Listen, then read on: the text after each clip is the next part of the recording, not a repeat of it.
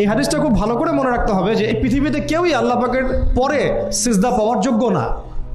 এমনকি নবীদেরকেও আল্লাহ পাক সিজদা করতে বলেন নাই, কিন্তু সেই নবী আমাদেরকে কিন্তু বলেছিলেন যে যদি আল্লাহ পরে কাউকে আমি সিজদা করতে বলতাম তাহলে আমি স্বামীদেরকে সিজদা করতে বলতাম। এটাকে তসলিমা নাসরিন স্টাইলে বুঝলে হবে না। ওরা এটাকে এইভাবে নিবে যে ইসলাম মেয়েদেরকে দাসত্বের শৃঙ্খলা আবদ্ধ করতে চাচ্ছে, হ্যাঁ, আত্মস্বাধীনতা দিবে না ইত্যাদি। আমরা দেখব পরকালে আমি জান্নাতে যেতে পারছি কিনা। আল্লাহ পাকের হুকুমের চাইতে আমার কাছে কোনো যুক্তি বড় নয়। আল্লাহ পাকের হুকুমের চাইতে আমার কাছে কোনো যুক্তি, বিজ্ঞান, প্রযুক্তি এগুলো বড় মানদণ্ড নয়। শুধুমাত্র স্বামীর আনুগত্য, বিশ্বাস, সম্মানের বদৌলতে দেখা যায় যে পুরোটা জীবন এই বেচারা আপনার জন্য ঢেলে দিবে ইনশাআল্লাহ। আর এই জায়গায় যদি দেখা যায় ঘাটতি থাকে তখন কোনো কোনো ক্ষেত্রে ভালোবাসা যথেষ্ট হয়ে ওঠে না। এবং আপনারা জানেন এই শহরে ডিভোর্সের সংখ্যা দিন দিন বাড়ছে। কেন? এইগুলো মেজর কারণ আছে। হ্যাঁ, আমি বলছি না যে সব ছেলেই একেবারে পারফেক্ট, কখনোই না। ছেলেরাও যেমন সাহাবী না, মেয়েরাও সেরকম মহিলা সাহাবী না। কিন্তু সবর, আনুগত্য, নরম কোমলতার কোনো বিকল্প নাই। উভয় পক্ষের জন্যই নসিহতগুলো আর কি, স্বামীর জন্য এবং স্ত্রীর জন্য।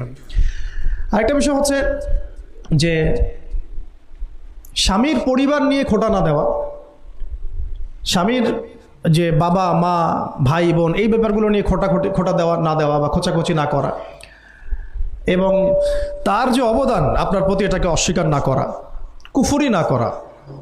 একটা হাদিসের মধ্যে নবী সাল্লাল্লাহু আলাইহি ওয়াসাল্লাম কিন্তু বলেছেন যে বেশিরভাগ নারীর জাহান্নামে যাওয়ার কারণ কি? সাহাবীরা জিজ্ঞাসা করেছিলেন, তিনি বলেছেন তারা কুফরি করে। কি কুফরি করে? তারা কি আল্লাহর সাথে কুফরি করে? নবীজি বলেছেন না, বরং তারা সারা জীবন স্বামীর যে দিয়ে যাওয়া যে স্যাক্রিফাইস বা অধিকার, এটাকে হঠাৎ করে অস্বীকার করে বসে, হঠাৎ কোনো একদিন অস্বীকার করে বসে। এটার কারণে দেখা যায় আল্লাহ পাক নারাজ হয়ে যান। আল্লাহ রাব্বুল আলামিন তো একজন ব্যভিচারী নারীকেও জান্নাত দিয়েছেন মাত্র কুকুরকে পানি পান করানোর কারণে। আবার একজন নারীকে বিড়াল বেঁধে রেখে কষ্ট দেওয়ার কারণে জাহান্নামে দিয়েছেন।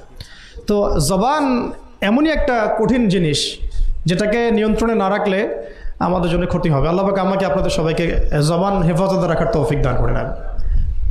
আর কিছু বিষয় হচ্ছে, কিছু শাসন সমাজে থাকে, মানে পরিবারের মধ্যে থাকে। এই শাসনগুলো কখনোই মেয়েদেরকে বিপথে নিয়ে যাওয়ার জন্য নয়, বরং যে আপনাকে মহব্বত করবে সেই আপনাকে শাসন করবে। যে আপনাকে মহব্বত করে সেই কিন্তু আপনাকে শাসন করবে। যার আপনার ব্যাপারে কোনো কেয়ার নাই সে কিন্তু আপনাকে শাসন করতে আসবে না। আপনি কোথায় যান তার তো কোনো যায় আসবে না। আর যে আপনাকে চাইবে, জোর করে টেনে নিয়ে আসতে চাইবে জান্নাতের পথে, সে কিন্তু আপনার উপর মাঝে মাঝে শাসন করতে পারে। ওই অধিকারটুকু দিতে হবে। আর আমাদের মেয়েদেরকে ওই মেজাজেও তৈরি করতে হবে। তো পারিবারিক বিষয়গুলোর ক্ষেত্রে আসছিলাম, এটা একটু পরে আবার আসতেছি ইনশাআল্লাহ, যে ইলমের সাথে আমলটা খুব জরুরি। এবং আমলের ক্ষেত্রে শুধু নামাজ, রোজা, হজ, যাকাত এটাকে আমি মিন করছি না। মিন করছি যে আমার বাবার সাথে সম্পর্ক, মায়ের সাথে সম্পর্ক, আত্মীয়দের হক আদায় করছি কিনা, প্রতিবেশীর সাথে রিলেশন ঠিক আছে কিনা, এবং স্পেশালি পরিবারের স্বামীর সাথে আমার এই বিষয়গুলো ঠিক আছে কিনা। তো এগুলো যদি ঠিক থাকে অল্প আমল যথেষ্ট হয়ে যাবে ইনশাআল্লাহ তাআলা।